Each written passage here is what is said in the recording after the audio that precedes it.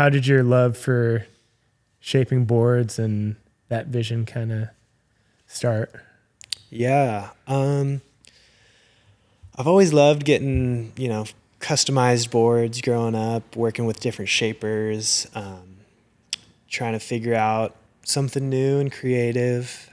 And around 3 or 4 years ago, just started wanting to get my hands dirty with it. And so got in the shaping bay and just started, trying to piece some ideas that I had together. And, a lot of these kind of little mini fishy nose riders, or like this board right here, we call it the thin twin.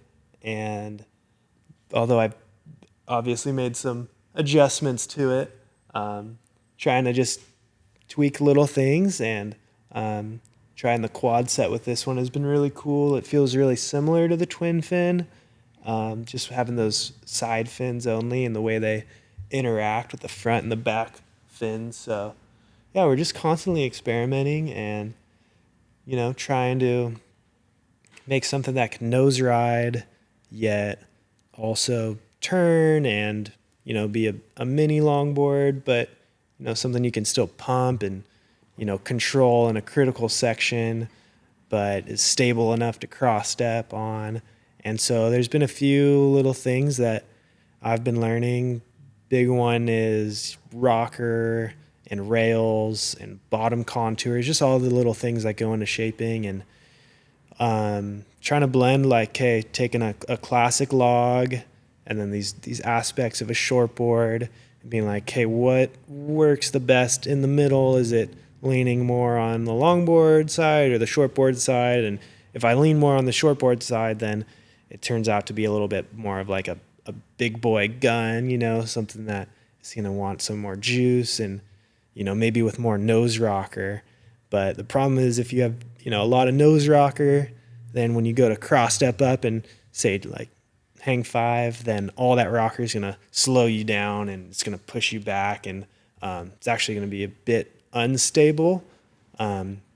So, I think that's a good board to have in the quiver, but then, I have somewhere I lean them maybe more onto the longboard side, which is more common for me with boards like this one and the fishy nose rider, just because it matches I feel like our waves here, where they're softer and smaller most of the time. And so with those ones, I usually lower the nose rocker a little bit, but I add a bit of tail rocker.